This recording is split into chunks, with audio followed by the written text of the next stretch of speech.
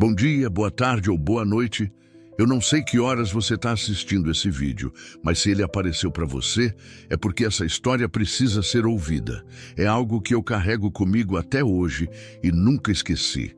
Então, se puder, se inscreve no canal para me dar uma força e comenta aí de qual cidade você está me assistindo. Isso me ajuda demais a continuar contando histórias como essa. A tarde pesava cinza sobre a BR-060, entre Goiânia e Brasília. O asfalto ainda brilhava molhado da última chuva que caíra há pouco, e o cheiro de terra molhada se misturava com o diesel que pingava lentamente do tanque traseiro do meu Scania. O céu carregado prometia mais água e as nuvens baixas faziam a estrada parecer um túnel sem fim. Meu nome é Sebastião, mas todo mundo me chama de Tião. 52 anos, cabelo grisalho que teima em crescer rebelde e uma barriga que foi aumentando junto com as quilometragens. Nasci em Uberlândia, mas faz tempo que a estrada virou minha verdadeira casa. Depois que perdi tudo, depois disso, a cabine do caminhão se tornou o único lugar onde consigo encontrar alguma paz. 27 anos de estrada me ensinaram a ler os sinais, o jeito que o motor ronca quando vai chover, o cheiro do ar antes de uma tempestade, a sensação estranha que toma conta da gente quando algo está para acontecer. E naquela tarde tinha algo no ar que me deixava inquieto. Uma pressão no peito, como se o universo estivesse segurando a respiração. Eu voltava de uma entrega em Campo Grande, carga de soja para o Porto de Santos, uma das rotas que mais faço, dessas que a gente dirige quase dormindo de tão conhecida. Mas tinha alguma coisa diferente naquele dia. Talvez fosse o tempo fechado, ou talvez fosse aquela melancolia que às vezes bate quando a gente fica muito tempo sozinho na estrada. O rádio do caminhão tocava uma música sertaneja baixinho, Zezé de Camargo e Luciano cantando sobre saudade. Eu sempre deixo o volume baixo nesses trechos longos, porque gosto de escutar o ronco constante do motor. É um som que me acalma, que faz companhia nos momentos em que a solidão aperta o peito como um punho fechado. E solidão é o que não falta na vida de um caminhoneiro, principalmente quando você carrega fantasmas no banco do carona. Estava passando pela saída de Anápolis quando notei no retrovisor um carro vermelho que vinha me seguindo a alguns quilômetros. Carro velho, um Corsa ou Celta, com o para-choque meio solto e uma rachadura que cortava o vidro traseiro de lado a lado. Nada demais a princípio. Na estrada a gente vê todo tipo de carro quebrado, gente correndo atrás de sonho ou fugindo de pesadelo. Mas alguma coisa naquele carro me incomodava. Talvez fosse a maneira como o motorista dirigia, muito devagar, como se estivesse seguindo alguma coisa. Ou talvez fosse só paranoia de caminhoneiro velho, dessas que a gente desenvolve depois de passar noites demais sozinho na escuridão. O sol começava a se esconder atrás das nuvens pesadas quando cheguei na altura de Alexânia. A temperatura tinha caído alguns graus e eu podia sentir no ar aquele cheiro característico de chuva chegando, mistura de poeira, ozônio e esperança. Foi exatamente ali, naquele pedaço de estrada que eu já tinha percorrido 1000 vezes, que minha vida mudou para sempre. Porque às vezes o destino não bate na porta. Às vezes ele aparece correndo na sua frente, ensopado de chuva e desespero, pedindo socorro com os olhos de uma criança. Eu já tinha cruzado o Brasil de ponta a ponta mais de 1000 vezes, carregado de tudo, desde gado vivo até equipamentos hospitalares. Já tinha visto tempestades que derrubavam árvores inteiras na pista, acidentes que marcavam a alma para sempre e gente de todo tipo pedindo carona no meio do nada. Mas nada, absolutamente nada, me preparou para o que vi naquela tarde cinzenta. De maio, o asfalto molhado refletia as nuvens carregadas como um espelho escuro quando numa curva leve depois do viaduto de Alexânia avistei 2 figuras correndo desesperadamente pelo acostamento.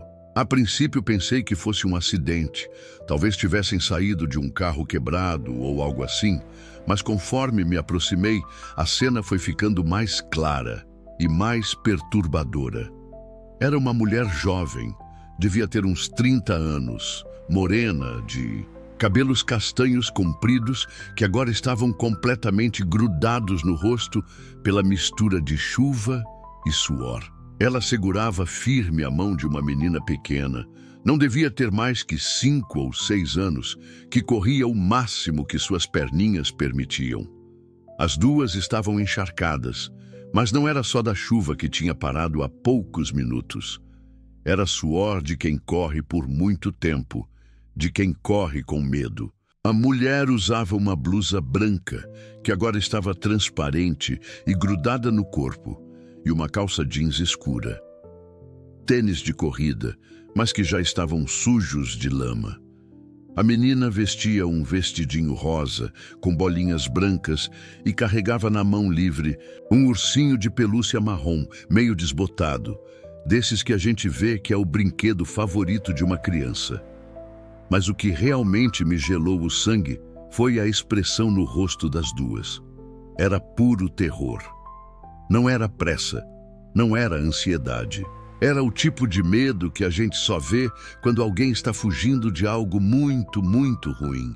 A mulher olhava constantemente para trás, tropeçando de vez em quando nas pedrinhas do acostamento, mas nunca, nem por um segundo, soltando a mão da criança.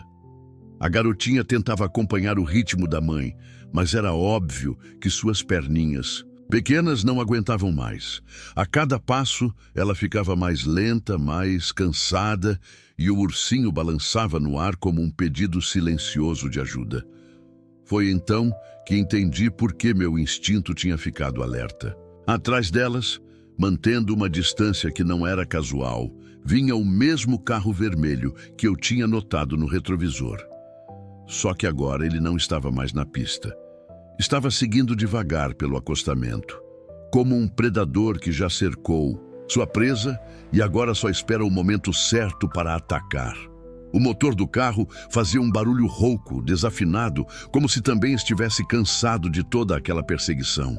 A tinta vermelha estava desbotada e riscada, e eu pude ver melhor agora, que não era só o para-choque que estava danificado. O farol direito estava quebrado, havia um amassado na lateral esquerda e o vidro traseiro não apenas tinha uma rachadura, estava parcialmente destroçado, como se alguém tivesse batido nele com alguma coisa. Através do para-brisa danificado, consegui ver a silhueta do motorista. Um homem de ombros largos, inclinado sobre o volante, dirigindo com a concentração obsessiva de quem não vai desistir. Mesmo à distância, dava para perceber que havia algo muito errado naquela situação toda.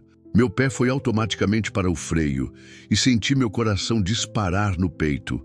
As mãos começaram a suar no volante de couro gasto e uma sensação familiar, uma mistura de raiva e impotência que eu conhecia bem demais, começou a subir pela minha garganta. A menina tropeçou numa pedra e caiu de joelhos no asfalto molhado. O barulho do tombo ecoou na tarde silenciosa e o ursinho de pelúcia voou da sua mãozinha, rolando alguns metros até parar bem no meio da pista. Quando ela se virou para olhar, o brinquedo, vi seus olhos pela primeira vez. Eram olhos grandes, castanhos como os da mãe, mas carregados de uma tristeza que nenhuma criança deveria conhecer. Era uma mistura de medo e abandono que me partiu o coração em 1000 pedaços, porque eu já tinha visto esse exato olhar antes. Era o mesmo olhar que minha própria filha, a Luana, tinha naquele último dia. Não podia pensar nisso agora. Não podia deixar que as lembranças me paralisassem como sempre faziam. A mulher ajudou a menina a se levantar e pude ver que o joelho da criança estava ralado e sangrando um pouco, mas não havia tempo para cuidar do ferimento. O carro vermelho tinha se aproximado mais, e agora eu podia ouvir o som do motor misturado com algo que parecia música alta. Aquele tipo de música agressiva que alguns homens escutam quando estão com raiva. Reduzi a marcha e acionei o pisca-alerta. O Scania começou a diminuir a velocidade com aquele barulho característico de freio a ar que sempre chama a atenção na estrada. O carro vermelho imediatamente diminuiu a velocidade também, mantendo distância, como se o motorista soubesse exatamente o que estava fazendo e não quisesse chamar muita atenção. Aquilo definitivamente não era normal. Não era um pai tentando alcançar a família depois de uma briga qualquer. Não era um mal-entendido que pudesse ser resolvido com conversa. Era algo muito mais sério, muito mais perigoso. Parei o caminhão no acostamento, bem na frente das duas. A mulher me olhou com os olhos arregalados, sem saber se eu era mais uma ameaça ou uma possível salvação. Ela abraçou a filha instintivamente, protegendo-a com o próprio corpo, e deu um passo para trás. Desliguei o motor, acionei o freio de estacionamento e abri a porta da cabine. O barulho da dobradiça enferrujada cortou o ar pesado da tarde. Desci devagar, tentando não fazer movimentos bruscos que pudessem assustar ainda mais as duas. "Vocês estão bem?" Gritei, mantendo uma distância respeitosa. "Precisam de ajuda." A mulher olhou rapidamente para trás, onde o carro vermelho tinha parado uns 100 metros atrás de nós. O motorista não desceu, mas eu podia ver que ele estava nos observando, esperando para ver o que ia acontecer. "Por favor." A voz da mulher saiu trêmula, carregada de desespero. "Você pode nos ajudar? A gente precisa sair daqui." A menina se escondeu atrás das pernas da mãe, mas espiava na minha direção com aqueles olhos grandes e assustados. "Claro," respondi, tentando transmitir toda a calma que não estava sentindo. "Subam no caminhão, rápido." Mas ela hesitou, olhando novamente para o carro vermelho. "E se..." "Não vai acontecer nada," interrompi com mais firmeza. "Eu não vou deixar." Foi nesse momento que tomei uma decisão que mudaria tudo. Não era só sobre ajudar duas desconhecidas em apuros. Era sobre todas as vezes que eu tinha ficado calado, todas as vezes que tinha passado direto, todas as vezes que tinha fingido não ver o que estava bem na minha frente. Era sobre a segunda chance que a vida estava me dando de fazer a coisa certa. "Subam," repeti, estendendo a mão para ajudá-las. "Agora." A mulher pegou a filha no colo e correu para o caminhão. Ajudei as duas a subir na cabine, meu coração batendo tão forte que parecia que ia explodir.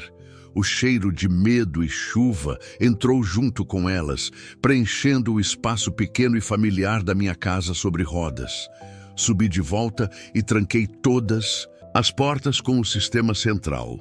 O som do clique das travas ecoou na cabine silenciosa. Através do retrovisor, vi o carro vermelho dar a ré e se posicionar de forma a bloquear parte da pista, como se o motorista soubesse que eu ia tentar sair dali. "Agora vocês me contam," disse, ligando o motor novamente, "do que exatamente vocês estão fugindo." E foi então que ouvi uma história que me fez entender que alguns homens não merecem ser chamados de homens. A cabine do meu Scania nunca tinha parecido tão pequena. A mulher e a menina se apertavam no banco do carona, ainda tremendo, e o cheiro de chuva misturado com suor e medo preenchia todo o espaço. Eu podia ouvir a respiração ofegante das duas, entrecortada por soluços baixinhos que a mãe tentava esconder da filha.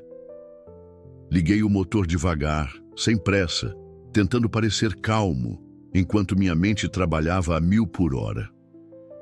O carro vermelho continuava parado uns 100 metros atrás, o motorista esperando para ver qual seria meu próximo movimento. Era como um jogo de xadrez mortal, onde qualquer movimento em falso poderia custar a vida de pessoas inocentes.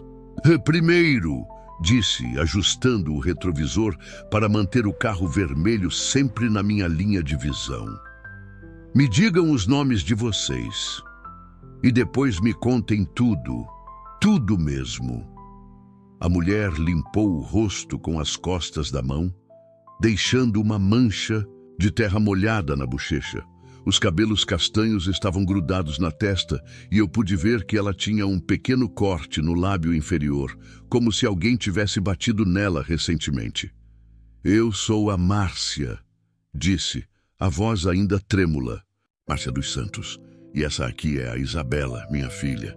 A menina acenou timidamente com a mãozinha pequena, mas não tirou os olhos da janela de trás, onde o carro vermelho continuava imóvel como um predador esperando o momento certo para atacar.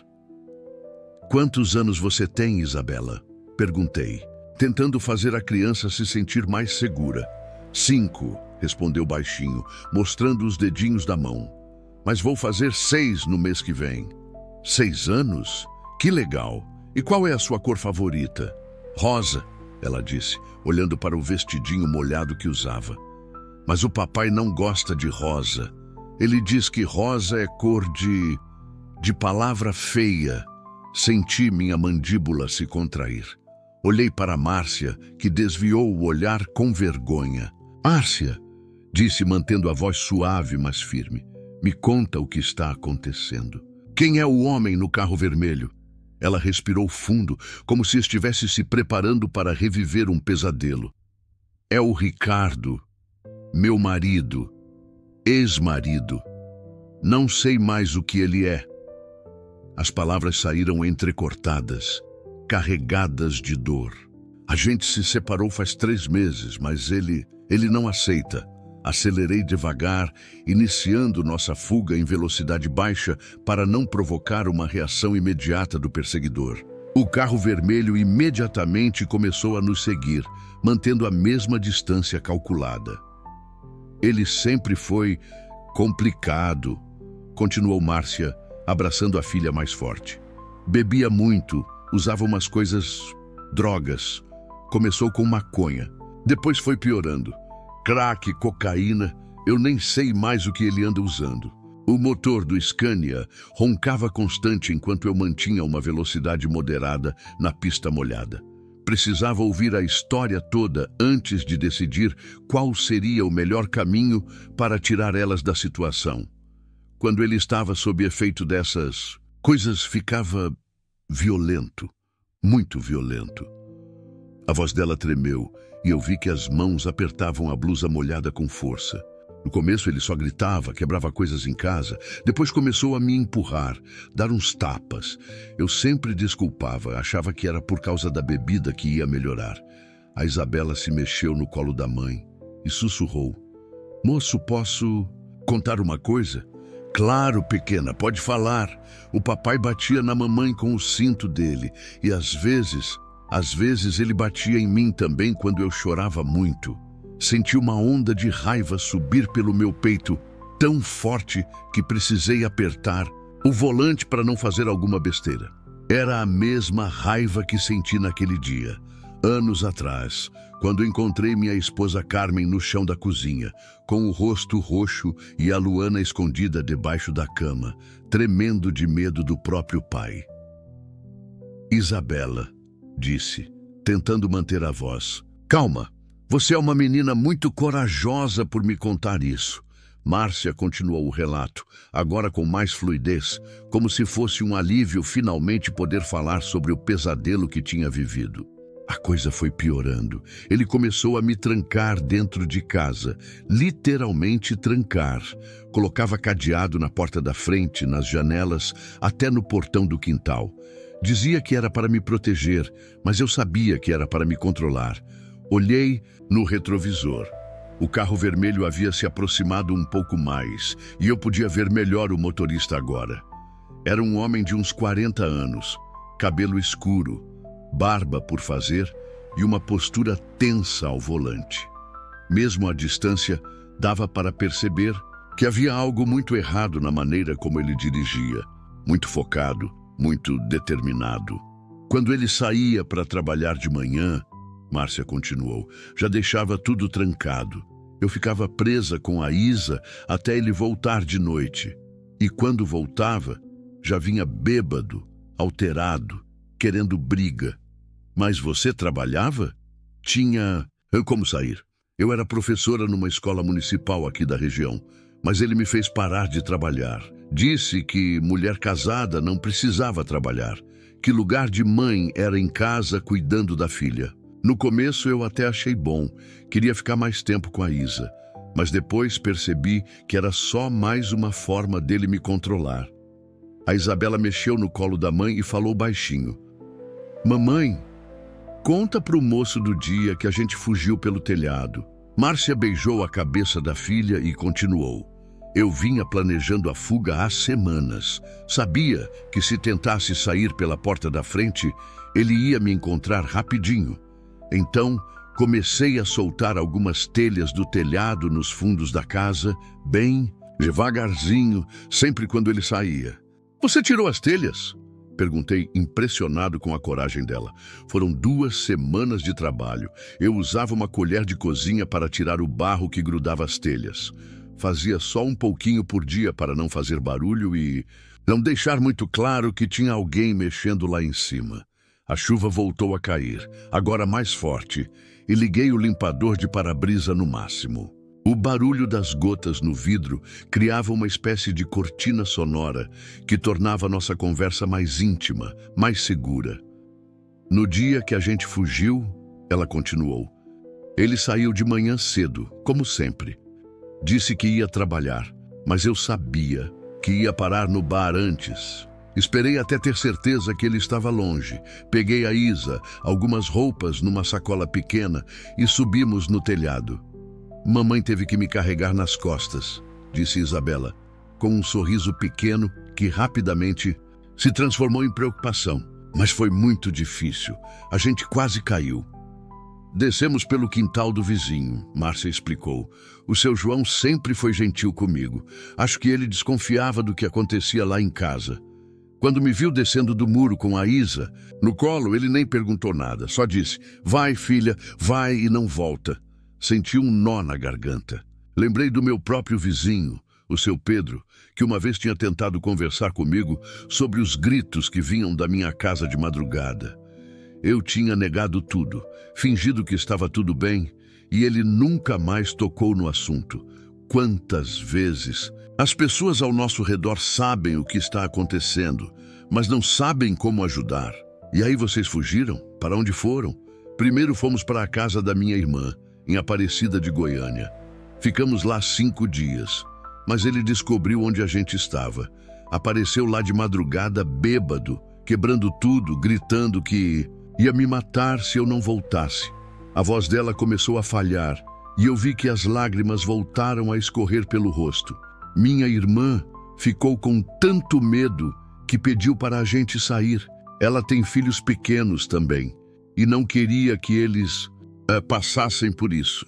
Eu entendi, não julguei ela. A gente foi para a casa da minha mãe, em Trindade, e ele descobriu lá também. Descobriu, não sei como, mas descobriu.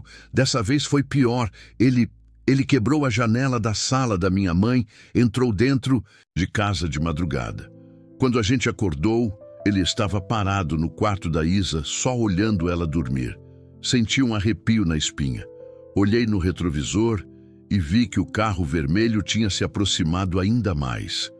Estava quase colado na traseira do caminhão agora. Ele não fez nada para ela naquela noite. Márcia continuou rapidamente, mas ficou falando umas coisas estranhas. Que a Isa era propriedade dele, que ninguém ia conseguir tirar a filha dele, que ele preferia ver ela morta do que longe dele. "Jesus!" murmurei, acelerando um pouco mais. Minha mãe chamou a polícia, mas quando eles chegaram, ele já tinha ido embora.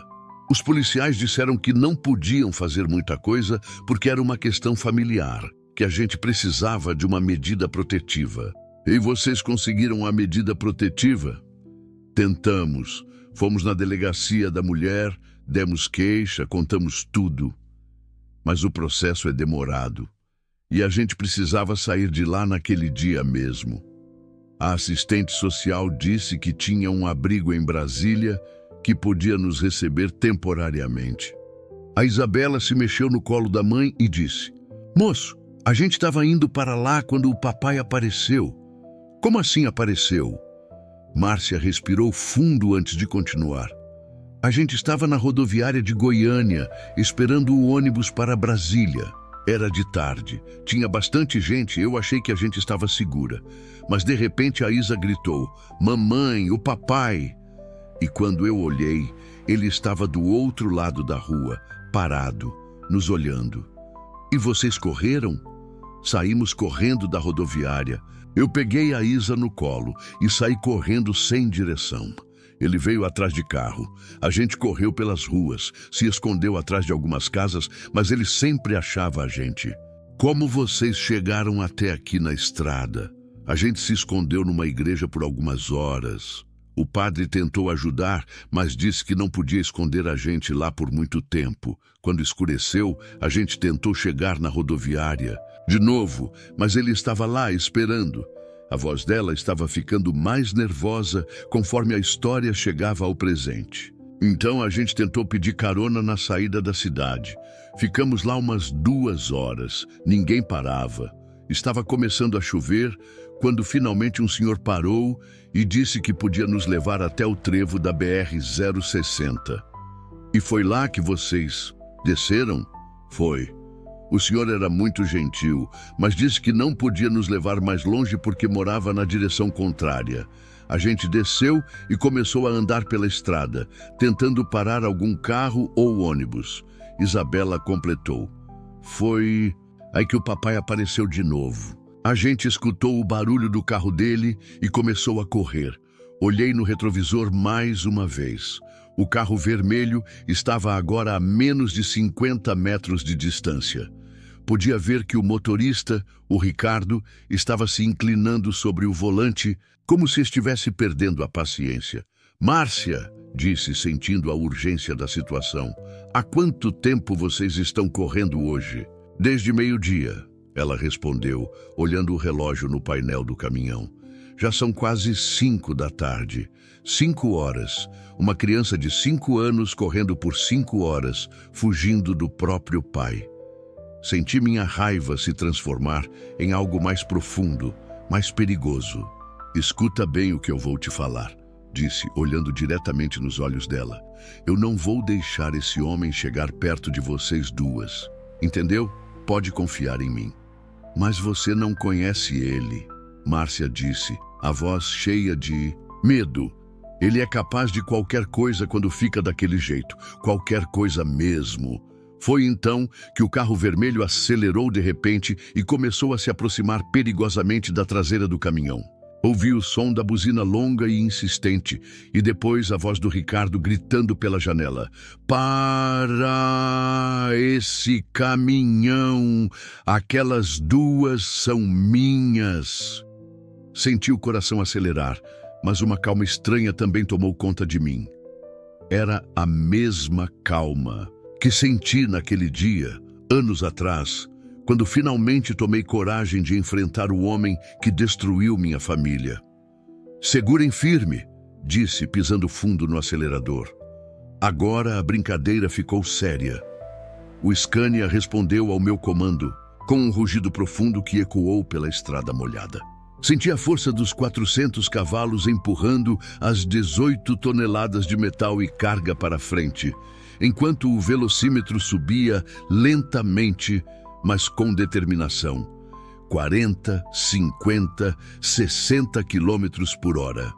Na cabine, Márcia segurava a Isabela com tanta força que eu temia que fosse machucá-la. "Ele tá colando!" gritou Márcia, olhando pelo retrovisor lateral. "Meu Deus! Ele vai bater na gente!" Era verdade. O carro vermelho tinha acelerado além do que eu esperava e agora estava a menos de 10 metros da traseira do caminhão. Através do para-brisa rachado, eu podia ver o rosto contorcido de raiva do Ricardo. Ele gritava alguma coisa que eu não conseguia ouvir por causa do barulho dos motores, mas pela expressão não eram palavras carinhosas. "Tião, para o caminhão!" A voz dele finalmente chegou até nós quando ele abriu a janela. "Para esse caminhão agora, ou eu vou fazer vocês pararem." A ameaça ecoou na tarde pesada, misturando-se com o barulho da chuva que voltava a cair com força. Grossas gotas começaram a martelar o para-brisa e eu precisei aumentar a velocidade do limpador. A visibilidade estava ficando péssima, mas eu não podia diminuir a velocidade, não agora. Mamãe, eu tô com medo, sussurrou Isabela, se escondendo ainda mais no colo da mãe. Eu sei, minha filha, eu também estou, mas o moço Tião vai cuidar da gente, não vai? Márcia me olhou com uma mistura de esperança e desespero que me partiu o coração. Vou sim, respondi, tentando soar mais confiante do que realmente estava. Ninguém vai machucar vocês enquanto eu estiver aqui. Foi então que a chuva realmente começou. Não era mais aquela garoa irritante que tinha nos acompanhado a tarde toda.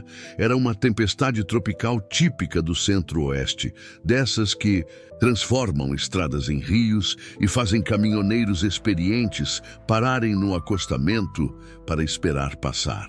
O céu escureceu como se alguém tivesse apagado a luz do mundo, e raios começaram a cortar o horizonte com flashes brancos e ameaçadores.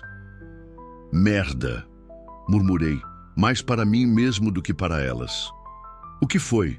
Perguntou Márcia, notando minha preocupação. Chuva forte, estrada molhada, caminhão carregado, não é uma boa combinação. E realmente não era. Já tinha visto muitos acidentes em condições como essa. Caminhão pesado em pista molhada é como uma bomba relógio sobre rodas. Qualquer movimento brusco, qualquer freada muito forte e as 18 toneladas podem se transformar num projétil descontrolado. Mas diminuir a velocidade significava dar uma chance para o Ricardo nos alcançar. E pelas ameaças que ele tinha gritado, eu não queria descobrir o que ele era capaz de fazer. O carro vermelho aproveitou uma reta e tentou me ultrapassar pela esquerda. Por um momento, eu pensei em acelerar mais para não deixar. Mas aí vi que ele não estava tentando nos ultrapassar. Estava tentando nos forçar a parar, dirigindo de uma maneira errática e perigosa que colocava todos nós em risco. Ele vai bater na gente! Gritou Márcia quando o Corsa se aproximou perigosamente da lateral esquerda do caminhão. Eu virei o volante bruscamente para a direita, quase saindo da pista. As rodas traseiras do caminhão derraparam ligeiramente no asfalto molhado, e por um segundo terrível pensei que íamos capotar. Mas o Scania se recuperou, e eu consegui manter o controle. Vocês não vão escapar de mim! A voz do Ricardo cortou o ar mesmo através da chuva e do barulho dos motores. Aquela menina é minha filha! Isabela começou a chorar alto. Agora, não mais o chorinho baixo e controlado de antes, mas um choro de puro terror. O som daquele choro inocente mexeu com algo muito primitivo dentro de mim. Era o mesmo choro que eu tinha ouvido da minha Luana naquela noite terrível, quando cheguei em casa e encontrei... Não. Concentra, Tião. Agora não é hora de reviver o passado. Agora é hora de proteger essas duas. Isa, olha aqui para... O tio... disse, tentando manter a voz calma, enquanto manobrava o caminhão pela estrada cada vez mais perigosa. Você é uma menina muito corajosa, sabia? Mais corajosa que muitos adultos que eu conheço. Eu não me sinto corajosa, ela disse entre soluços. Eu só queria que o papai fosse bonzinho como antes. Como antes? Perguntei, aproveitando para tentar distraí-la do terror da situação.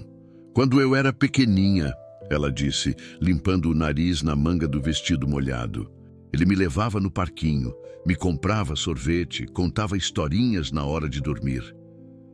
Márcia fechou os olhos com força, como se as palavras da filha fossem punhaladas no coração. Quando foi que ele mudou, Márcia? Perguntei baixinho. Há uns 2 anos, ela respondeu, a voz embargada. Perdeu o emprego na construção, começou a beber mais, arrumou umas amizades ruins. Foi quando começou com as drogas mais pesadas. Foi nesse momento que o motor do caminhão fez um barulho estranho, um tipo de engasgo metálico que todo caminhoneiro conhece e teme. Olhei rapidamente para o painel e vi que a temperatura estava subindo além do normal. Não. murmurei, batendo levemente no volante. O que foi agora? Márcia perguntou, percebendo minha preocupação. O motor está superaquecendo. Deve ter entrado água no sistema por causa da chuva forte. Como? Se o universo quisesse confirmar meus piores medos, o motor deu outro engasgo e perdeu potência significativamente. A velocidade caiu de 70 para 50 km por hora, depois para 40. O carro vermelho imediatamente percebeu nossa dificuldade e se posicionou atrás de nós novamente, agora com mais confiança. Ricardo devia estar sorrindo lá dentro, percebendo que finalmente tinha uma vantagem. Vai dar tudo certo, disse, para Márcia e Isabela, mas não estava nem um pouco convencido disso. É só um probleminha técnico. A chuva estava caindo tão forte agora que os limpadores mal conseguiam dar conta. A estrada à frente era apenas uma mancha cinza escura cortada por linhas brancas borradas. Eu dirigia mais pelo instinto que pela visão, seguindo as referências que conhecia de cor depois de tantos anos fazendo essa rota. Foi quando vi a placa indicativa, Corumbá de Goiás, 15 quilômetros. Conhecia bem aquela cidade. Pequena, tranquila, com uma delegacia de polícia que funcionava 24 horas. Se eu conseguisse chegar lá, mas o motor deu outro engasgo, ainda mais forte, e a velocidade caiu para 30 km por hora. O carro vermelho estava agora a menos de 5 metros da nossa traseira, e eu podia ouvir Ricardo buzinando incessantemente. Para esse caminhão, seu desgraçado, ele gritou. Para ou eu vou fazer vocês pararem. E foi então que ele cumpriu a ameaça. O Corsa acelerou e bateu levemente na traseira do caminhão.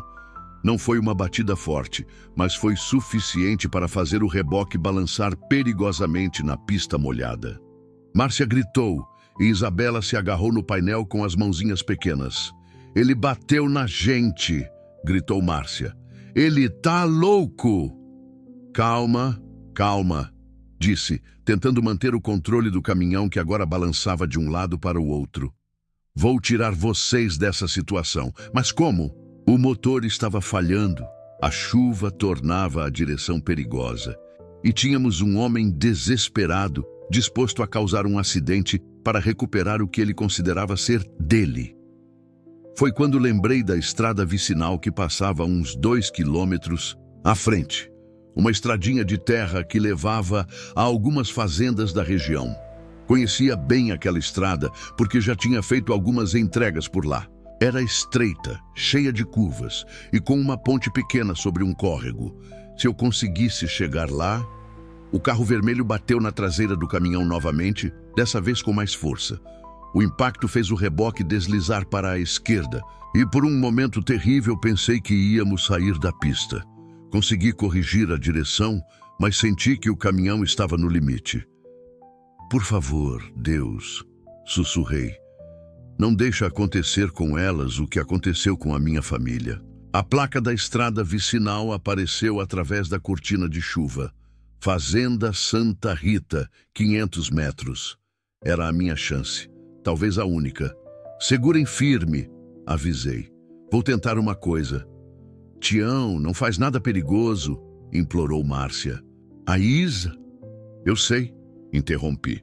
Por isso mesmo que eu preciso fazer isso. O motor deu mais um engasgo, e por um segundo pensei que íamos parar ali mesmo na pista.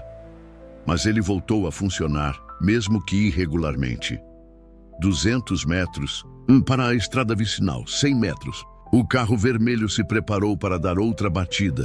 Eu podia ver pelo retrovisor que Ricardo estava acelerando para ganhar impulso. 50 metros, 20 metros. No último segundo, virei bruscamente para a direita, entrando na estrada de terra, com uma velocidade maior do que seria seguro. O caminhão balançou violentamente. As rodas dianteiras levantaram poeira vermelha mesmo com a chuva, e ouvi Márcia e Isabela gritarem de susto. O carro vermelho passou direto na primeira tentativa, surpreendido pela minha manobra súbita. mas logo conseguiu fazer o retorno e veio atrás de nós na estrada de terra. Agora estávamos em território que eu conhecia melhor que ele. Mas também estávamos numa estrada muito mais perigosa, especialmente com chuva. A verdadeira perseguição estava apenas começando. "Moço", disse Isabela com a vozinha trêmula, "meu ursinho ainda está lá na estrada." Foi nesse momento que percebi que, de alguma forma, essa menina de 5 anos era mais forte que muitos adultos que eu conhecia. No meio de todo aquele terror, ela ainda se lembrava do seu ursinho de pelúcia. "Não se preocupa, pequena", respondi, navegando pelas curvas traiçoeiras da estrada de terra. "Quando tudo isso acabar, a gente volta para pegar seu ursinho. Eu prometo." E naquele momento soube que era uma promessa que eu ia cumprir, custasse o que custasse. A estrada de terra se transformou numa armadilha mortal sob a chuva torrencial. O que antes era apenas terra vermelha compactada, agora virava uma pasta escorregadia que grudava nas rodas e fazia o caminhão dançar de um lado para o outro como um animal ferido. Cada curva era uma aposta com a morte, cada buraco cheio de água uma possível sentença. Mas eu conhecia cada metro daquela estrada. Tinha passado por ali no verão escaldante, quando a poeira vermelha entrava pelos vidros fechados e grudava na pele suada. Tinha passado no inverno seco, quando o vento gelado do cerrado cortava a alma. E agora estava passando no meio de uma tempestade que parecia ter sido enviada pelo próprio demônio. O motor do Scania continuava engasgando, perdendo força a cada quilômetro. A temperatura no painel subia perigosamente e eu sabia que era questão de tempo até ele desistir completamente. Mas eu também sabia que dali a uns 3 quilômetros havia uma ponte estreita sobre o córrego São Pedro. Uma ponte que eu conhecia como a palma da minha mão. Pelo retrovisor embaçado, via o carro vermelho lutando contra a lama vermelha. O Ricardo não estava acostumado com esse tipo de terreno, e o Corsa baixo raspava o fundo a cada buraco. Isso me dava uma pequena vantagem, mas também o deixava mais desesperado. "Tião", disse Márcia, segurando a filha com tanta força que as articulações dos dedos estavam brancas. "Onde essa estrada vai dar?"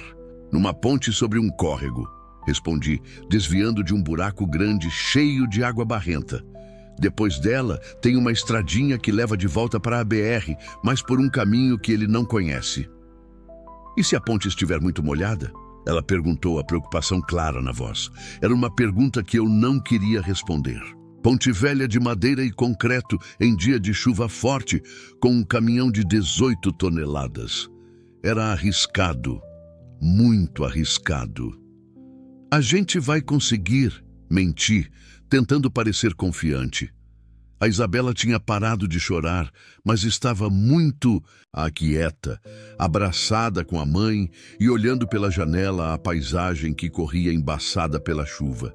De vez em quando ela olhava para mim com aqueles olhos grandes e perguntava baixinho se estava tudo bem. Cada vez que ela fazia isso, eu sentia meu coração se partir um pouquinho mais. O barulho do motor do carro vermelho ecoava atrás de nós, amplificado pelas árvores que ladeavam a estrada. Ricardo estava gritando alguma coisa, mas entre o barulho da chuva, do motor do caminhão e da lama sendo chutada pelas rodas, eu não conseguia entender as palavras. Talvez fosse melhor assim. Foi quando o motor do Scania deu o pior engasgo até agora. A cabine inteira tremeu. O barulho parou por completos 3 segundos que pareceram uma eternidade. E depois voltou com um ronco irregular e preocupante. A velocidade caiu para menos de 20 quilômetros por hora. Não, murmurei, batendo suavemente no painel como se isso pudesse resolver alguma coisa. "O que foi?" Márcia perguntou, mas pela minha expressão ela já sabia que não eram boas notícias. "O motor está morrendo, vamos ter que parar." "Mas ele vem vindo!" Ela gritou, olhando pelo retrovisor. Era verdade. O carro vermelho tinha aproveitado nossa redução de velocidade e estava se aproximando rapidamente. Mesmo lutando contra a lama, o Corsa era mais leve e ágil que meu caminhão carregado. "Quantos metros até a ponte?" perguntou Márcia, como se tivesse lido meus pensamentos. "Uns 2 quilômetros, talvez menos. A gente consegue chegar lá?" Olhei para o painel. A temperatura estava no vermelho. O motor fazia barulhos que eu nunca tinha ouvido em 27 anos de estrada. E a velocidade continuava caindo. "Vamos tentar", respondi. Mas no fundo do meu coração, eu sabia que não íamos conseguir. O motor ia morrer antes da ponte. E aí estaríamos encalhados no meio do nada, com um homem desesperado e perigoso se aproximando. Foi então que a Isabela falou com aquela voz pequena e doce que contrastava dramaticamente com o horror da situação. "Moço Tião, posso te contar um segredo?" "Claro, pequena. Eu rezei para São Cristóvão quando a gente subiu no seu caminhão. Minha vovó sempre dizia que São Cristóvão protege quem anda na estrada." Senti um nó na garganta. São Cristóvão, o santo protetor dos viajantes. Eu tinha uma medalha dele pendurada no retrovisor há anos, mas fazia tempo que não acreditava mais que ela servia para alguma coisa. "E o que você pediu para ele?" perguntei, tentando manter a conversa para distraí-la do barulho cada vez pior do motor. "Pedi para ele não deixar o papai machucar mais a mamãe e pedi para ele mandar alguém bom para cuidar da gente." Lágrimas queimaram meus olhos. Não consegui responder na hora, porque sabia que se abrisse a boca ia começar a chorar na frente delas. O carro vermelho estava agora a menos de 100 metros de distância. Podia ver Ricardo inclinado sobre o volante, o rosto contorcido de determinação e raiva. As rodas do Corsa jogavam lama para todos os lados, mas ele mantinha a velocidade, se aproximando como um tubarão que sentiu cheiro de sangue. Foi quando vi a primeira tábua da ponte. Era uma ponte pequena, de madeira escura e concreto, com cerca de 50 metros de comprimento. Embaixo, o córrego São Pedro corria cheio e barulhento por causa da chuva. A ponte tinha uma única pista, estreita o suficiente para um caminhão passar, mas sem espaço para manobras. E foi nesse momento que tive uma ideia arriscada, desesperada, mas que talvez fosse nossa única chance. "Márcia", disse, minha voz ficando mais séria, "eu preciso que você confie em mim agora mais do que nunca." "O que você vai fazer?" "Vou parar o caminhão no meio da ponte." "Quê?" ela gritou. "Tião, você enlouqueceu?" "Escuta, a ponte é estreita. Se eu parar no meio, ele não consegue passar. E também não consegue dar ré com facilidade, porque a estrada atrás está cheia de lama. Mas e se ele tentar fazer alguma coisa?" Olhei para ela nos olhos, depois olhei para a pequena Isabela. "Então eu vou ter que descer e conversar com ele." "Não!" Márcia agarrou meu braço. "Ele vai te machucar. Você não conhece ele quando fica daquele jeito." "Márcia", disse, cobrindo a mão dela com a minha, "você me contou que ele trancava vocês dentro de casa, que batia em vocês, que ameaçava matar vocês se fugissem." "Sim, então eu já conheço ele. Porque eu já vi esse tipo de homem antes e sei exatamente o que preciso fazer." Não contei para ela que eu tinha visto esse tipo de homem no espelho por muitos anos. Não contei que eu sabia reconhecer um homem violento porque eu mesmo já tinha sido um.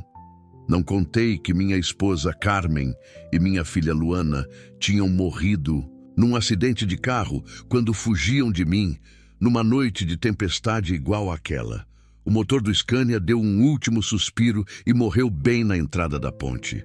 A cabine ficou subitamente silenciosa, só com o barulho da chuva batendo no teto de metal e o som do córrego correndo embaixo de nós. "Acabou a gasolina?" perguntou Isabela. "Não, pequena. O motor esquentou demais por causa da chuva." "E agora?" Liguei o freio de estacionamento e desliguei a chave. O caminhão estava parado exatamente no meio da ponte, bloqueando completamente a passagem. "Agora eu vou fazer uma coisa que deveria ter feito há muito tempo", respondi, abrindo a porta da cabine. O carro vermelho parou, a uns 20 metros da traseira do caminhão. Através do para-brisa rachado, eu podia ver Ricardo batendo no volante com raiva, percebendo que estava encurralado. "Vocês duas ficam aqui dentro", disse, me preparando para descer. "Não saiam por nada.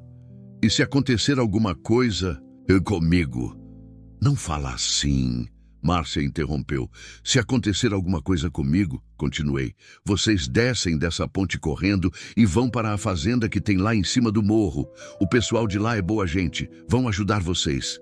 A Isabela me puxou pela manga da camisa. "Mostião, você volta, né?" Olhei para aqueles olhinhos confiantes e senti meu coração se despedaçar.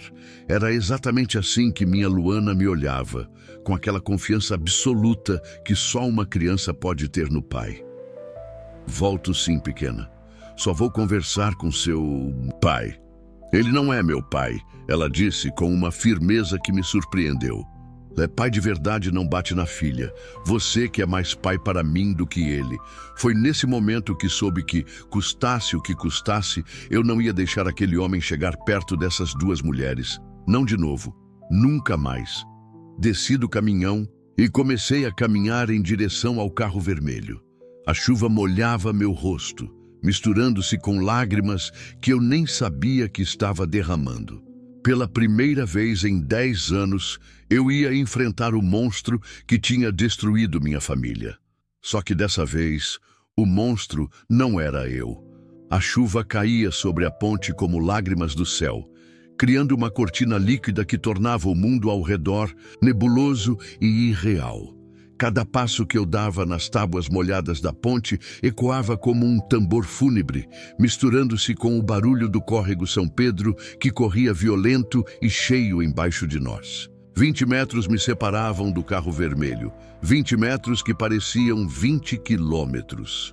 O Ricardo desceu do Corsa com movimentos bruscos, batendo a porta com tanta força que o barulho cortou a tarde chuvosa como um tiro. Ele era mais alto do que eu tinha imaginado. Devia ter 1,80 m, ombros largos de quem trabalhou na construção civil a vida toda. Vestia uma camiseta branca que agora estava transparente de chuva, grudada no corpo que ainda mantinha a musculatura, apesar dos anos de álcool e drogas. Mas foram os olhos dele que me assustaram.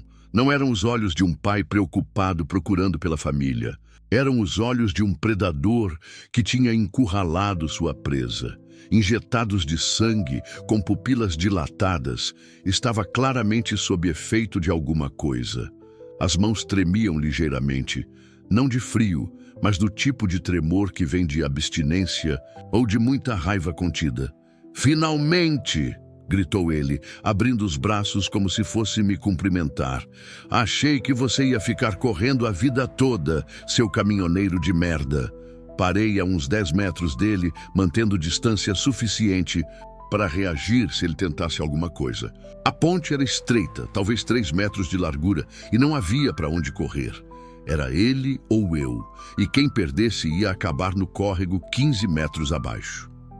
"Ricardo", disse, mantendo a voz calma apesar do coração batendo como um tambor no peito, "vamos conversar como homens civilizados." Ele riu. Foi uma risada áspera, sem alegria, que me fez lembrar dos risos que eu mesmo dava quando chegava bêbado em casa e Carmen tentava conversar comigo sobre meus problemas. "Civilizados?" cuspiu no chão molhado. "Você sequestra minha família e quer conversar civilizado? Você não sabe com quem está mexendo, velho." "Ninguém sequestrou ninguém", respondi dando um passo para frente. "Elas estavam correndo de você na estrada, correndo com medo. Uma criança de 5 anos não deveria ter medo do próprio pai." "Cala a boca!"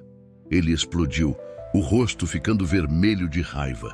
"Você não sabe de nada, não sabe o que eu passei para sustentar aquelas duas. Trabalho feito um condenado, e essa desgraçada da Márcia quer me abandonar?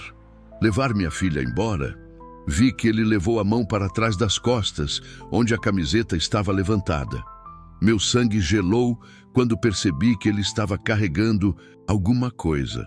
Uma faca, talvez, ou algo pior. "Sua filha tem medo de você", disse tentando manter a calma, mas me preparando para uma possível luta. Vi nos olhos dela. É o mesmo medo que uma criança tem de monstro debaixo da cama. Monstro! Ele deu mais 2 passos na minha direção e agora eu podia ver as veias saltadas no pescoço, a mandíbula contraída de raiva. Você quer ver quem é o monstro aqui?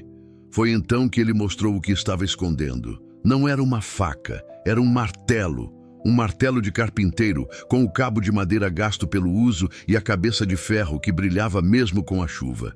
Jesus Cristo, murmurei. Jesus não está aqui hoje, disse ele, balançando o martelo casualmente. Hoje só tem eu, você e o que vai acontecer com quem mexe com minha família. Meu coração disparou, mas algo estranho aconteceu. Em vez de sentir mais medo, senti uma calma estranha tomar conta de mim. Era a mesma calma que senti naquela noite terrível, 10 anos atrás, quando finalmente entendi o que eu tinha me tornado. Você pode me machucar, disse, surpreendendo-me com a firmeza da minha própria voz. Pode até me matar, mas não vai tocar nelas enquanto eu estiver respirando. É mesmo? Ele riu novamente. E quem vai me impedir? Você? Um caminhoneiro pançudo de 50 anos? Alguém que já foi exatamente como você, respondi, e vi a expressão dele mudar ligeiramente. Alguém que sabe exatamente o que você está sentindo agora. Ele hesitou por um momento, o martelo parando de balançar. Do que você está falando? Estou falando de um homem que também batia na esposa quando bebia, que também gritava com a filha pequena quando as coisas não saíam como ele queria, que também achava que família era propriedade sua. A chuva continuava caindo entre nós, mas parecia que o mundo tinha ficado silencioso. Até o barulho do córrego embaixo da ponte parecia ter diminuído. Você... Ele começou confuso. Eu também era um monstro, Ricardo. Durante anos, minha esposa Carmen tentou me deixar 3 vezes. 3 vezes eu consegui convencê-la a voltar, prometendo que ia mudar, que ia parar de beber, que ia ser um pai melhor para nossa filha. Senti as lágrimas se misturarem com a chuva no meu rosto, mas continuei falando. Na 4ª vez, ela não voltou. Pegou nossa filha numa noite de tempestade igual a essa e tentou fugir de mim. Saiu de carro, chorando, com a Luana no banco de trás, perguntando por que a mamãe estava triste. Ricardo baixou o martelo ligeiramente, como se estivesse sendo hipnotizado pela minha história. O que aconteceu? Perguntou, quase sussurrando. Eu fui atrás delas, bêbado, furioso, dirigindo feito um louco pela chuva. Queria trazê-las de volta, nem que fosse à força. Achava que elas eram minhas, que ninguém podia me tirar elas. Minha voz começou a falhar, mas eu precisava terminar. Encontrei o carro delas capotado na beira da estrada a 15 quilômetros de casa. Carmen morreu na hora. Luana, minha pequena Luana, ficou 3 dias em coma antes de morrer no hospital. O silêncio que se seguiu foi absoluto. Até a chuva parecia ter parado por alguns segundos. Meu Deus, murmurou Ricardo.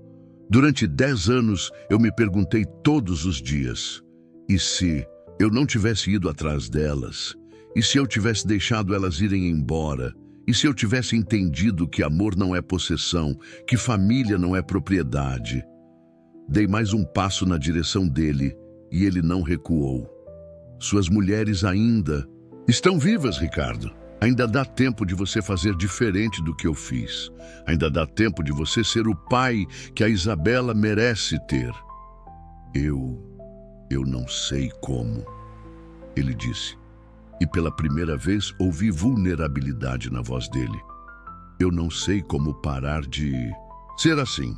Começando por baixar esse martelo e deixando elas irem embora. Mas se elas forem embora, a voz dele estava quebrando. Eu vou ficar sozinho. Eu não sei viver sozinho. Eu também não sabia, respondi. Mas aprendi.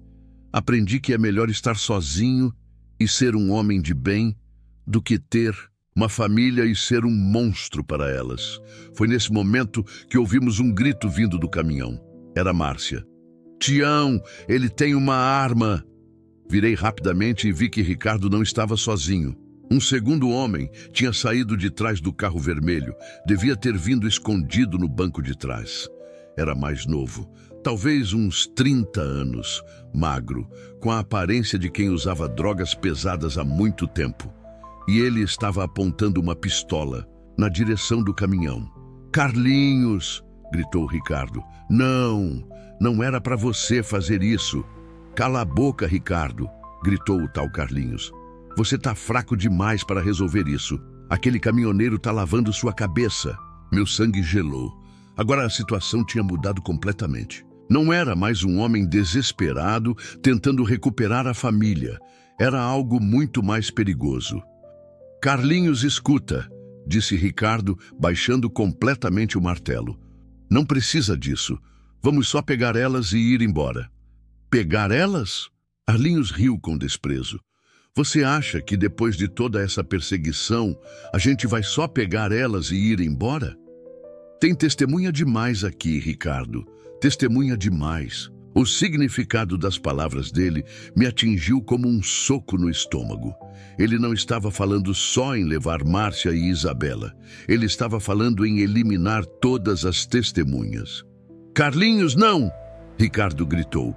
"São minha mulher e minha filha. Você não pode..." "Sua ex-mulher", Carlinhos corrigiu, mantendo a arma apontada para o caminhão. "E a menina..." Bem, a menina viu demais. Foi nesse momento que entendi que Ricardo não era o verdadeiro vilão da história. Era só um homem perdido nas drogas e na violência. O verdadeiro perigo era aquele Carlinhos, que claramente não tinha nada a perder. E foi nesse momento que tomei a decisão mais importante da minha vida. "Carlinhos!" gritei, chamando a atenção dele para mim. "Se você quer atirar em alguém, atira em mim!" Ele virou a arma na minha direção e eu vi a morte nos olhos dele. "Com prazer, caminhoneiro de merda." O barulho do tiro ecoou e pela ponte como o fim do mundo. Mas não foi ele quem atirou, foi Ricardo.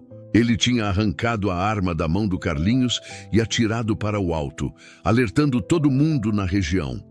O Carlinhos se virou para ele com uma expressão de surpresa e raiva. "Você enlouqueceu?" gritou Carlinhos. "Não", Ricardo respondeu, jogando a arma no córrego embaixo da ponte. "Pela primeira vez em anos, eu tô pensando direito." E foi nesse momento que tudo mudou. Ricardo olhou para mim, depois olhou para o caminhão onde sua ex-mulher e sua filha estavam escondidas.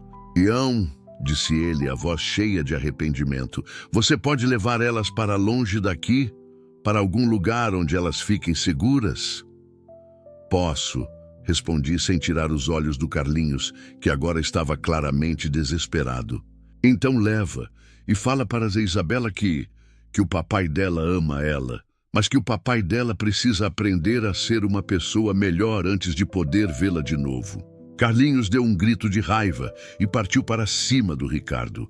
Os dois começaram a lutar na ponte molhada, rolando perigosamente perto da borda. Corri de volta para o caminhão, o coração batendo descompassado. Precisava tirar Márcia e Isabela dali antes que a situação piorasse ainda mais. Mas quando cheguei na cabine, encontrei uma surpresa que mudou tudo mais uma vez. O motor do Scania estava funcionando novamente. O ronco do motor do Scania voltando à vida foi como um milagre, no meio daquela tempestade. A temperatura tinha baixado, os barulhos estranhos tinham sumido e o motor roncava com a força constante que eu conhecia há tantos anos. Era como se São Cristóvão tivesse realmente ouvido a oração da pequena Isabela. O caminhão voltou. "A funcionar!" gritou Márcia, mal acreditando no que estava acontecendo. "É um milagre!" disse Isabela, batendo palminhas. São Cristóvão ouviu a gente, mas não havia tempo para comemorar. Atrás de nós, na ponte, Ricardo e Carlinhos ainda lutavam. Podia ouvir os gritos, os barulhos de socos e o som aterrorizante dos dois homens rolando perigosamente perto da borda da ponte molhada. "Vocês duas ficam aqui", disse, ligando o caminhão, mas deixando o freio de mão puxado. "Eu vou ajudar o Ricardo." "Quê?" Márcia me olhou como se eu tivesse enlouquecido. Tião, você perdeu a cabeça? Aquele homem queria nos machucar. Não, Márcia, aquele homem está perdido, confuso, mas no fundo ele ainda ama vocês. O perigoso é o outro. E se eu não ajudar o Ricardo agora, aquele Carlinhos pode voltar atrás da gente. Saí do caminhão e corri de volta para a ponte. A chuva tinha diminuído um pouco, mas as tábuas ainda estavam escorregadias como gelo. Ricardo e Carlinhos estavam agarrados um no outro, muito próximos da borda da ponte. Ricardo era mais forte, mas Carlinhos era mais jovem e mais desesperado. "Ricardo!" gritei. "Segura ele!" Ricardo conseguiu virar Carlinhos e prensá-lo contra o guarda-rail da ponte, mas o homem mais novo estava lutando como um animal selvagem, tentando arranhar, morder, qualquer coisa para se soltar.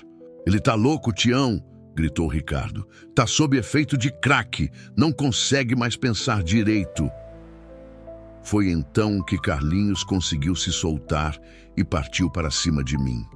Instintivamente me abaixei e o peguei pela cintura, usando o próprio impulso dele para o jogar no chão molhado da ponte.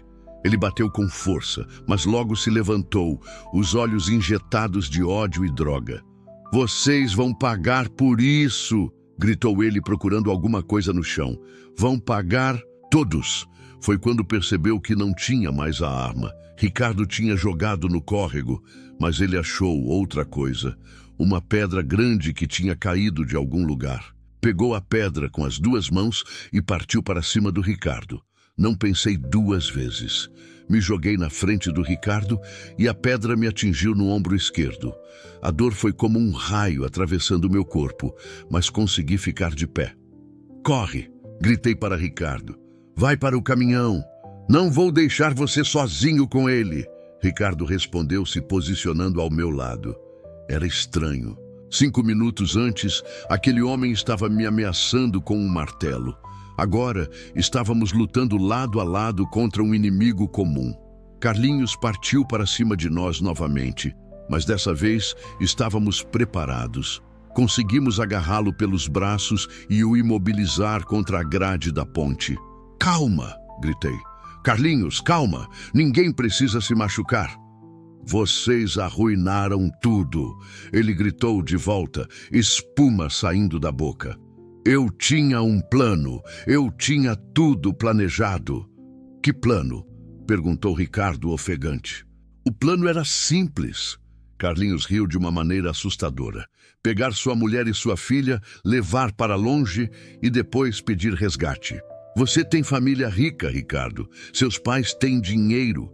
Ricardo ficou pálido. Você queria sequestrar elas? Para pedir resgate da minha família?" "Era o plano perfeito", continuou Carlinhos, como se estivesse orgulhoso. "Sua ex-mulher e a menina desaparecem. Todo mundo pensa que foi você que fez alguma coisa. Depois de algumas semanas, a gente liga para seus pais pedindo dinheiro. Eles pagam, a gente solta as duas e todo mundo fica feliz." Senti uma onda de nojo subir pela minha garganta. Aquele homem estava falando de sequestrar uma criança de 5 anos como se fosse um negócio qualquer. "E se eles não pagassem?" Mas perguntei. Carlinhos me olhou com aqueles olhos frios de quem perdeu a alma há muito tempo. "Aí a gente não precisaria mais delas, né?" Ricardo explodiu de raiva e partiu para cima do Carlinhos, mas eu o segurei. "Não, Ricardo, ele não vale a pena. Vamos amarrar ele e entregar para a polícia." "Com que corda?" perguntou. Ricardo, ainda tremendo de raiva. Olhei ao redor e vi que no carro vermelho havia algumas cordas no porta-malas aberto. Devia ser material que eles tinham trazido para o sequestro. "Com a corda que eles trouxeram", respondi. 10 minutos depois, Carlinhos estava amarrado no poste da ponte, gritando e prometendo vingança, mas completamente imobilizado. A chuva tinha parado quase completamente e um raio de sol começava a furar as nuvens. Ricardo e eu ficamos parados um na frente do outro, sem saber muito bem o que dizer. Tínhamos lutado juntos, mas ainda havia uma grande distância entre nós. "Tião", ele disse finalmente. Eu quero pedir desculpa. Por quê? Por tudo. Por ter assustado você, por ter ameaçado você, por ter colocado você nessa situação. E para elas? Perguntei apontando para o caminhão. Você vai pedir desculpa para elas também? Ele olhou na direção do Scania, onde podia ver Márcia e Isabela nos observando através do para-brisa. Eu quero, mas não sei se elas vão querer ouvir. Só tem um jeito de descobrir. Caminhamos juntos de volta para o caminhão. Márcia ficou tensa quando viu Ricardo se aproximando e abraçou Isabela mais forte. Calma, disse através da janela. Ele só quer falar com vocês. Ricardo se aproximou da janela do passageiro e ficou parado ali, sem saber como começar. As lágrimas começaram a escorrer pelo seu rosto sujo de lama e sangue. Márcia, disse a voz embargada. Isa, eu quero pedir perdão. Perdão pelo quê? Perguntou Márcia, ainda desconfiada. Por tudo. Por ter sido um pai horrível. Por ter sido um marido horrível. Por ter feito vocês passarem medo. Por ter feito vocês fugirem de casa pelo telhado. Isabela olhou para o pai através do vidro, mas não disse nada. Por ter batido em vocês, continuou Ricardo, agora chorando abertamente. Por ter gritado, por ter trancado vocês em casa, por ter sido tudo aquilo que um homem não deveria ser. Por que você fazia isso? Perguntou Isabela, a vozinha pequena cortando o coração de todo mundo. Ricardo se ajoelhou na lama para ficar na altura dos olhos da filha. Porque eu estava com medo, filha.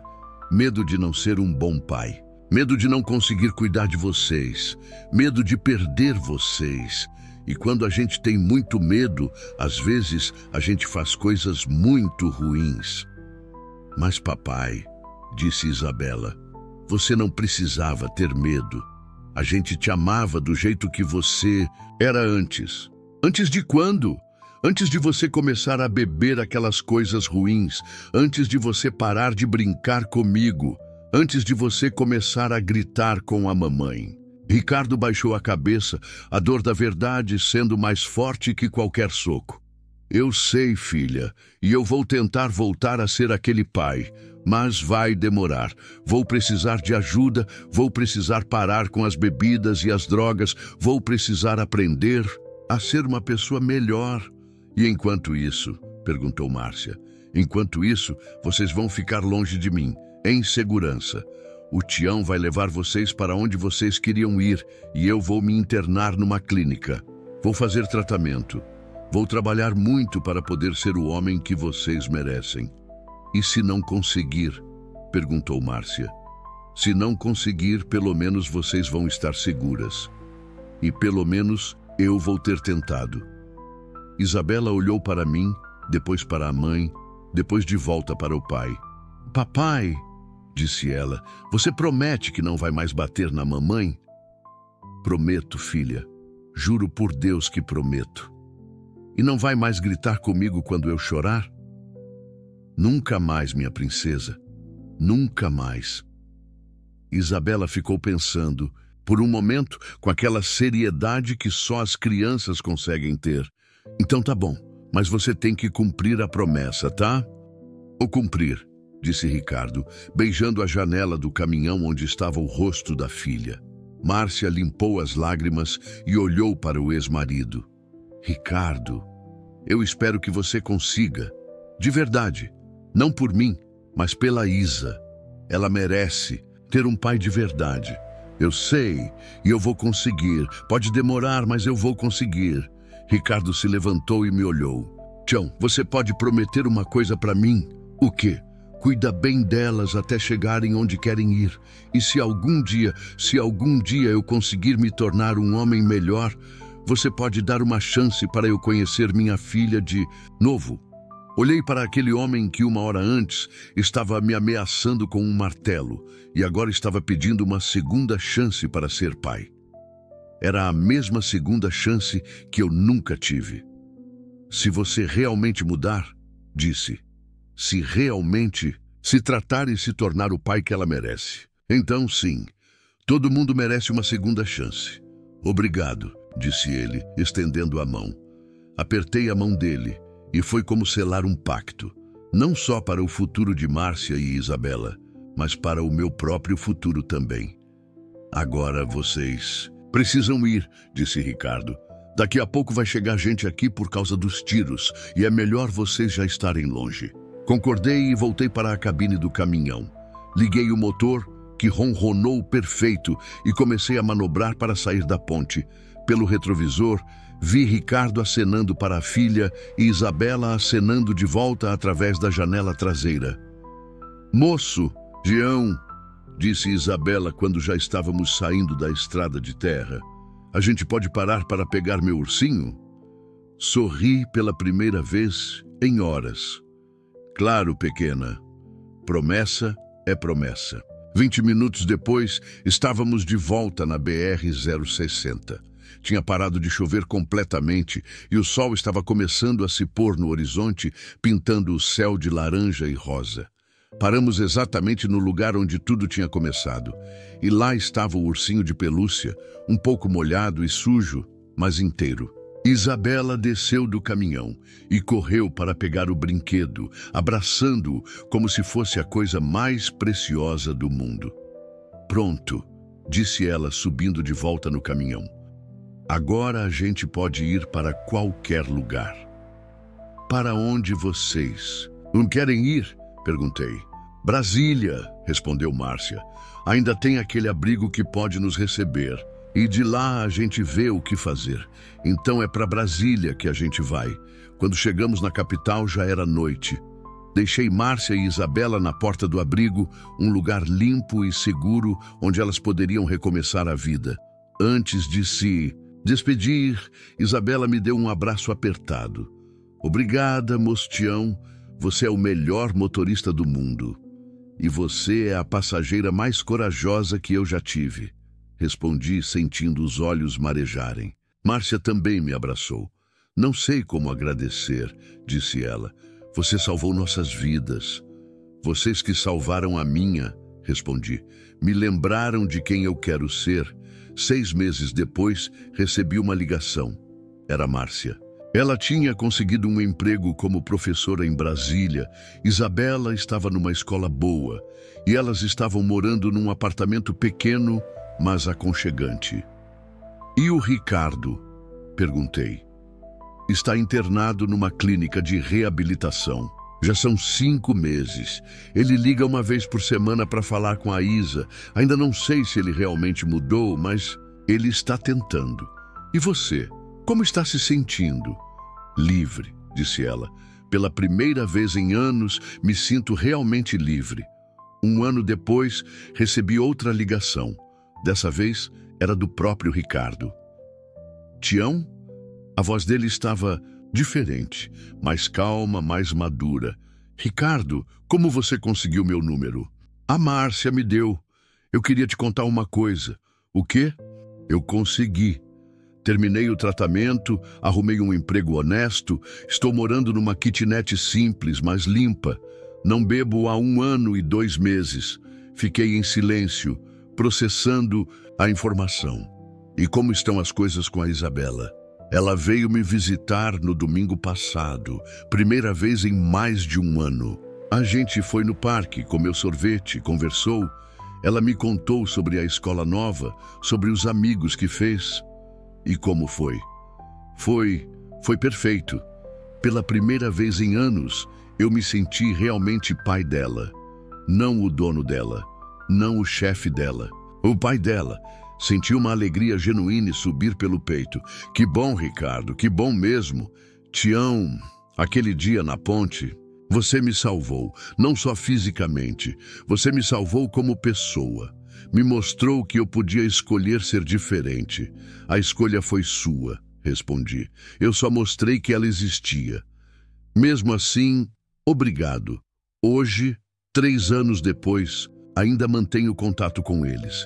Márcia se casou com um professor da escola onde trabalha, um homem gentil que adora a Isabela. Ricardo mora em Goiânia, trabalha numa oficina mecânica e vê a filha uma vez por mês. Não é muito, mas é um começo. E eu ainda sou caminhoneiro, ainda rodo essas estradas do Brasil, carregando soja, milho, sonhos e esperanças. Mas agora eu paro sempre que vejo alguém pedindo carona, sempre que vejo uma situação estranha na estrada, sempre que meu coração diz que alguém precisa de ajuda. Porque aprendi uma coisa naquele dia chuvoso na ponte do córrego São Pedro. Às vezes, a vida nos dá uma segunda chance e quando isso acontece, a gente não pode desperdiçar. A medalha de São Cristóvão ainda balança no meu retrovisor, mas agora eu acredito de verdade que ele protege quem anda na estrada, não só fisicamente, mas também espiritualmente. Protege quem precisa de proteção e quem precisa proteger.